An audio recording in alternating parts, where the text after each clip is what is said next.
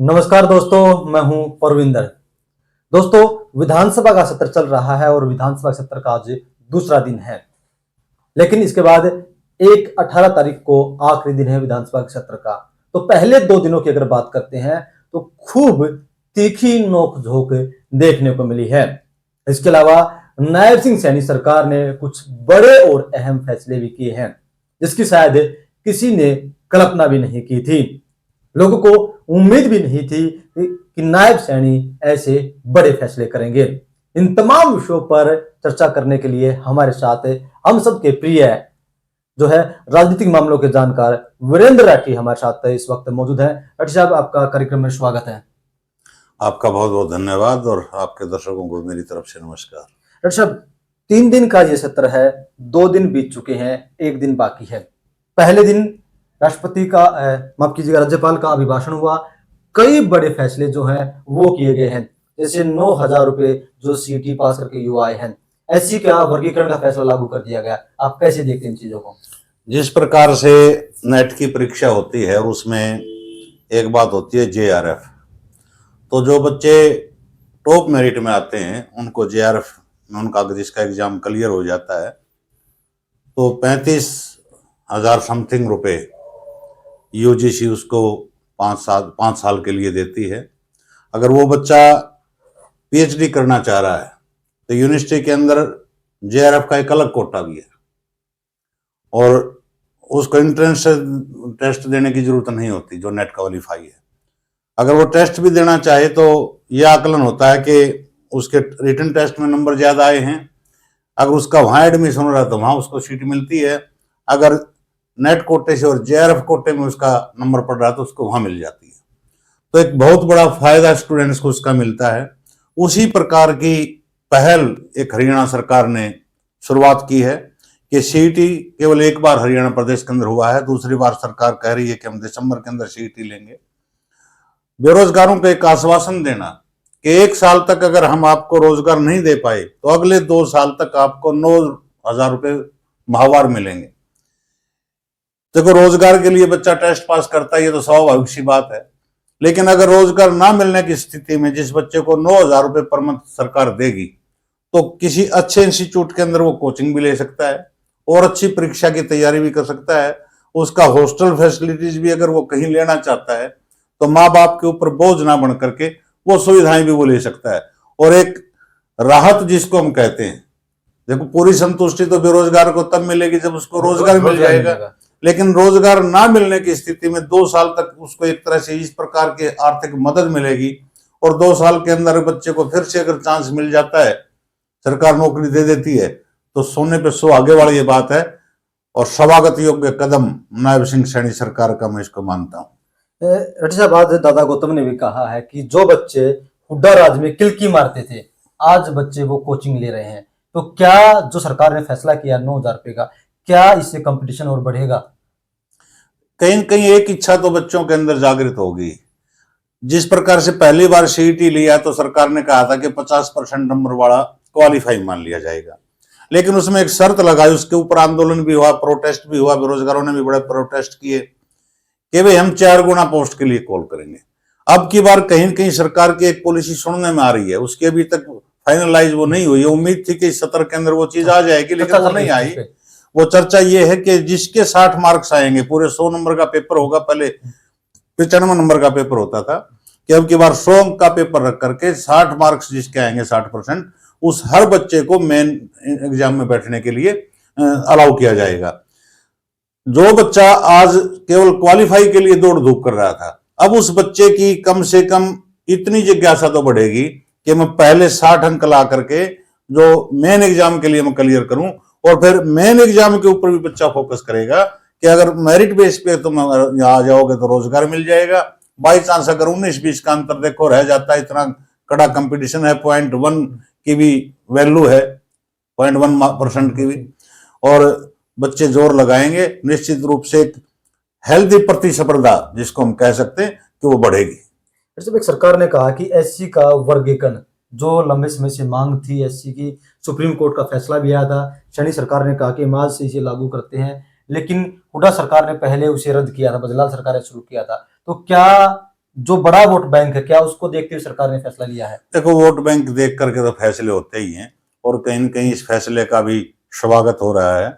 बहुत से जो आदमी वंचित थे इस लाभ से, अगर वंचितों को लाभ मिल रहा है तो सरकार को भी फायदा होगा और उस समुदाय को भी फायदा होगा। डॉक्टर साहब, जिस तरीके से देखिए नोकझोंक देखने को मिले, उम्मीद ये की जा रही थी कि जो असल मुद्दे हैं उन पर चर्चा होगी, लेकिन इसके बजाय अनिल विज के पीछे लगे हुए कि अनिल विज की जान को खतरा है, उन्होंने कहा था। तो क्या विपक्ष अपना काम ठीक से नहीं कर रहा? देखो, विधानसभा हम मानते हैं कि वो कि इतना सिंसियरिटी से वहां पे बातें होनी चाहिए जो हरियाणा प्रदेश के हित की बात हो, लेकिन ये हंसी मजाक और टाइम पास का सिलसिला जब प्रदेश की विधानसभा के अंदर कई बार चलता है ना, वो लोगों के समझ से बाहर हो जाता है। कई दिन से तो एक मुद्दा गूंजा कि भाई अनिल विज जी कह रहे हैं भाई मेरे को खतरा था, और वो चुनाव से पहले की बात थी। अनिल विज ने खुद लिखकर सचिव को दूसरी बात, कुछ नेता ऐसे हैं जो कभी तो विपक्ष में बैठे हुए नेता की प्रशंसा करते हैं, कभी उसकी बुराई करने लग जाते हैं, कभी नसीहत देने लग जाते हैं। आप राम कुमार गौतम जी को ही ले लीजिएगा। पिछली बार जब वो जेजेपी से नांदोड़ से विधायक बन करके आए, सैकड़ों बार उस नेता ने ये बात कही है कि मैं चुनाव लड़ना चाहता था, मेरे को तो जबरदस्ती दुष्यंत ने लड़वा दिया, अजय चौटाला ने लड़वा दिया, मैं तो खामखा एमएलए बन गया और बड़ा नुकसान हुआ। कैप्टन अभिमन्यु ने बड़े काम करे थे। 5 साल तक वो आदमी आगामी चुनाव लड़ने से इनकार करता रहा और उनका परिवार इनकार करता रहा। जो ही विधानसभा चुनाव की तारीख आई, झट बीजेपी ज्वाइन, हल्का बदल करके सफेदों से चुनाव लड़ा, आज फिर जीत करके आ गए।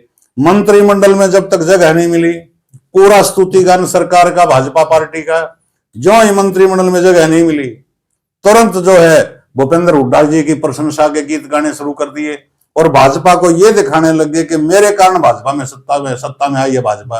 अगर मैं हुड्डा साहब के खिलाफ ये बातें नहीं बोलता तो भाजपा की इतनी सीटें नहीं आती। आज विधानसभा में फिर हुड्डा साहब के खिलाफ, और हुड्डा साहब ने खड़े होकर के आज उनको कहा कि ये जो मेरे बारे में कहते हैं इनको कहने दो, हो सकता है 1 घंटे बाद फिर मेरे से माफी मांग ले। तो इस प्रकार के जो ये बातें चलती हैं, तो जनता कहीं न कहीं इन नेताओं के अपनी साख जनता की नजरों में मानता हूं कि वो गिरती है, बढ़ती नहीं है। जहां तक किलकी मारने की आप बात कर रहे हो कि दादा गौतम ने कही, ये पहले भी कहा करते थे। ये सब आज जो दादरी से विधायक बने हैं सांगवान साहब, उन्होंने भी बहुत बड़ा आरोप लगाया है कि भाई कोई हवाबाजी नहीं थी, केवल कभी गुलाबी गैंग का जिक्र किया, कभी किलकी मार गैंग का जिक्र किया, कि भाई कभी भावी सीएम का जिक्र किया। अरे ये चुनाव होना था, चुनाव के अंदर वोट पाने के लिए कुछ इधर उधर की बातें कहनी पड़ती हैं, करनी पड़ती हैं, लेकिन चुनाव के बाद आप चुन करके चले गए, बीजेपी सत्ता में आ गई, कांग्रेस हार गई, और जो भी नेता जिस भी हल्के से विधानसभा के अंदर जीत करके गया है ना, कम से कम सीरियसली वहां पर अपने हल्के की आवाज को बुलंद करे, जनता की आवाज को उठाए। ये चुटकुलेबाजी का दौर की जनता इनसे ज्यादा जोक जानती है, और नेताओं के ऊपर ज्यादा चुटकुले भी हैं। अपने उसको जो है ना मनोरंजन का अड्डा मत बनाए प्रदेश की विधानसभा को, सीरियसली उसके ऊपर बहस हो, तो ताकि हरियाणा प्रदेश की जनता की नजरों में सभी नेताओं का, चाहे वो पक्ष का है चाहे विपक्ष का, मान सम्मान बढ़े। आज जो भारत भूषण बत्रा है रोहतक से विधायक, उन्होंने भी कहा कि पैसे के दम पर बीजेपी चुनाव जीतती है। तो क्या अभी तक कांग्रेस अपनी हार स्वीकार नहीं कर रही, कि बार बार उसी मुद्दे को रिपीट कर रही है कि ईवीएम की वजह से हारे, पैसे के दम से हारे हम? क्या अभी तक स्वीकार नहीं है कांग्रेस को? देखिए, इस चीज में बड़ी अजीब सी बात अभी जो मैंने जिक्र किया वो यही संकेत मेरा था। भाई चुनाव हो गया, वो किसी ने कहा था कि बाबा अब्बू आ जाओ चाहे मोरी मंगवा जाओ।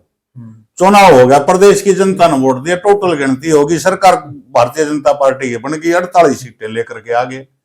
क्या रह गया भाई? भाई पैसे से कोई वीडियो क्लिप दे दो, चुनाव इलेक्शन कमीशन में शिकायत कर दो, और अदालतें हैं वहां कर लो, और ये चीज तो चुनाव तक सीमित होती हैं। कौन प्रत्याशी ऐसा है जो चुनाव में पैसा नहीं लगाता? क्या जो इलेक्शन कमीशन ऑफ इंडिया ने जो निर्धारित किया खर्चा एमएलए चुनाव के लिए, एमपी चुनाव के लिए, किसी भी राष्ट्रीय पार्टी का प्रत्याशी प्रदेश का आकर के बता दो कि उस दायरे में रह करके मैंने चुनाव के ऊपर बजट खर्च किया, उससे ज्यादा नहीं किया, कोई नहीं पाएगा। लेकिन आंकड़ों के हिसाब से देखोगे ना, तो जो दायरा बना गया उससे कम पाएगा कि मैंने कम खर्चा किया है। लेकिन सबको पता है कि किस प्रत्याशी ने कितना खर्चा किया है। पूरे हरियाणा में नजर मार लो, आप आस पड़ोस के हल्कों में ही देख लो कि कितना महंगा चुनाव इस बार का चुनाव हर एक पार्टी के लिए, प्रत्येक प्रत्याशी के लिए था जो ठीक ठाक पार्टी से खड़ा था।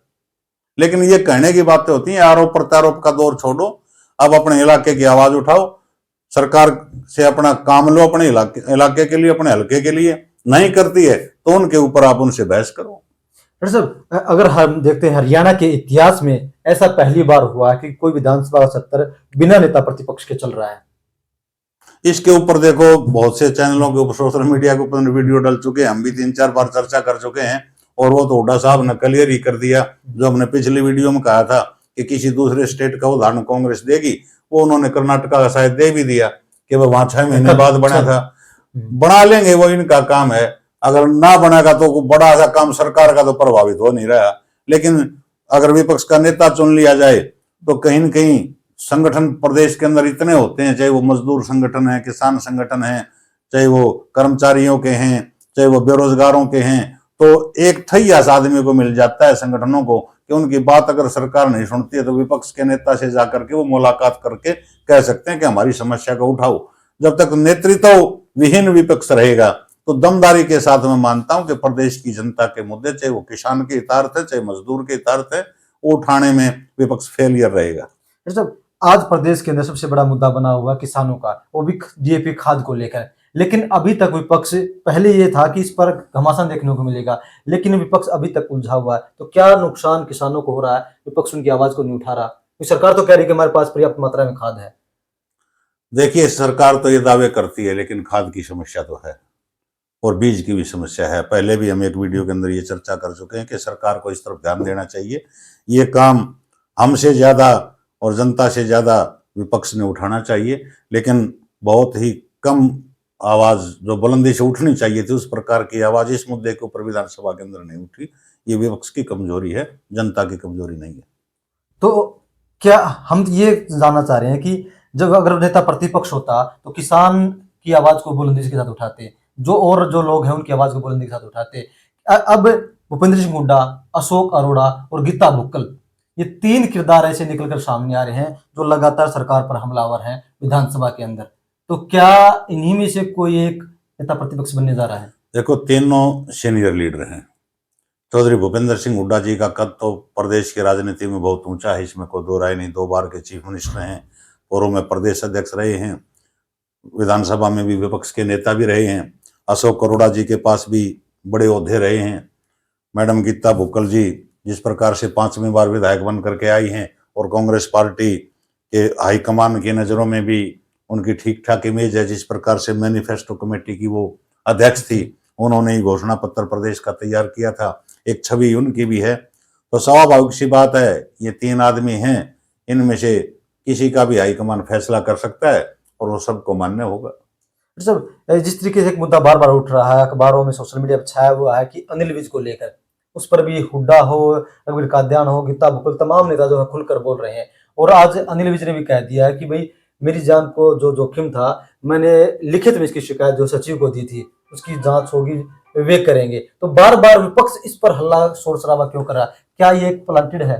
देखो, विपक्ष तो एक चीज के लिए तो इस बात को उठाएगी कि सरकार के अंदर बैठा हुआ मंत्री इस प्रकार के बयान दे रहा है और वो मंत्री बनने के बाद इस प्रकार के बयान नहीं आए हैं। थोड़ा सा ये देखना चाहिए, वो पहले के बयान है कि भाई ये है वो है, इस प्रकार की बातें थी, अधिकारी मेरे साथ ये चाह रहे थे। तो कहीं न कहीं उनका मन मुटाव था। इलेक्शन दौरान की घटनाओं का उन्होंने जिक्र किया है, ना कि बाद में ये कहा कि काउंटिंग होने के बाद और चुनाव के बाद के मेरे साथ कोई हादसा हुआ या कहीं मेरा विरोध था। वो पहले की घटनाएं बता रहे हैं। और चुनाव के दौरान जो आचार संहिता लग जाती है तो उस समय उसके मन में जो शंका थी वो बता दी। आज तो सरकार भी उनकी है, सरदार भी उनका है, भाई नायक भी वो हैं, महानायक भी वो हैं और खुद गब्बर की छवि रखते हैं, दमदार मंत्री माने जाते हैं। तो इस चीज का फैसला तो मेरे हिसाब में वो पार्टी के अपने शीर्ष नेतृत्व से बात करके जो इंक्वायरी जिस अफसर की करवानी हो शायद अपने आप ही करवा लेंगे। तो ये मतलब इसका कि विपक्ष बेवजह को तूल दे रहा है। देखो, विपक्ष का तो प्रयास होता है कि इस प्रकार के मुद्दे उठाए जाएं कि आपकी सरकार में बैठा मंत्री सुरक्षित नहीं है। इस प्रकार के तो भाई मुद्दे उठाने का विपक्ष प्रयास तो करता है, लेकिन कारगर नहीं हो पा रहा वो मुद्दा। तो चलिए दोस्तों, कहीं ना कहीं बात साफ है, नायब सैनी सरकार ने आज एक चीज की मैं बताना चाहूंगा, हमारी याद रह गई थी। आज दिल्ली सरकार ने, जो आम आदमी की पार्टी की सरकार दिल्ली के अंदर है, उसने भी हरियाणा प्रदेश के झज्जर जिले को आज बड़ा तोहफा दिया। 6 बसें दिल्ली से चलेंगी नजफगढ़ मेट्रो स्टेशन से, जो झज्जर के बस स्टैंड तक आएंगी। हर बस दिन में 2-2 चक्कर लगाएगी। तो पहले समस्या ये थी, वो आती थी ढासा बॉर्डर तक, और अब वो बसों का जो कर दिया है रूट, वो झज्जर बस स्टैंड से चलेंगी। और नजफगढ़ जो मेट्रो स्टेशन है, जो झज्जर के यात्रियों को आने जाने में बड़ी दुविधा सी होती थी, अपने पर्सनल व्हीकल पे या तो बॉर्डर पे खड़ा करते या मेट्रो स्टेशन पे खड़ा करते, अब वो 1-1 घंटे का उनका अंतराल का समय रखा गया बसों का। और स्पष्ट रूप से कहा गया है कि कोई भी पास किसी भी प्रकार का हरियाणा के कर्मचारी का मान्य उसके अंदर नहीं होगा। महिलाएं चाहे वो हरियाणा प्रदेश की हो चाहे वो दिल्ली की हो, उनके लिए यात्रा फ्री रहेगी। और 15 तारीख से उनकी शुरुआत हो जाएगी। जो परिवहन मंत्री कैलाश गहलोत जी शायद दिल्ली के हैं, वो 15 तारीख को उन 6 बसों का जत्था लेकर के यहाँ झज्जर के अंदर प्रवेश करेंगे। और बादली के अंदर उनका विशेष रूप से स्वागत होगा, क्योंकि बॉर्डर पार करते ही हरियाणा प्रदेश का पहला गांव जो है वो बादली पड़ता है हरियाणा के अंदर, झज्जर जिले का। तो ये एक बहुत बड़ी सौगात दिल्ली सरकार ने दी है। भले ही सरकार किसी की हो, लेकिन वो भी एक स्वागत योग्य कदम है। लंबे समय से इसकी डिमांड चल रही है, बहुत लंबे समय से डिमांड थी। चलिए दोस्तों, कहीं ना कहीं उम्मीद ये की जा रही है कि हरियाणा के विधानसभा के अंदर जो जनता के मुद्दे हैं उन पर बहस हो और वे मुद्दे जो है विपक्ष उठाएगा। हालांकि सरकार ने कई बड़े फैसले किए हैं, जिस तरीके से एससी का वर्गीकरण हो, या फिर दूसरी तरफ जो सीईटी पास युवा है उनके लिए 9,000 रुपए प्रति माह की घोषणा की गई है। तो ऐसे में युवाओं में खुशी की लहर जरूर देखने को मिल रही है। तमाम विषयों पर चर्चा करने के लिए साहब आपका बहुत बहुत धन्यवाद।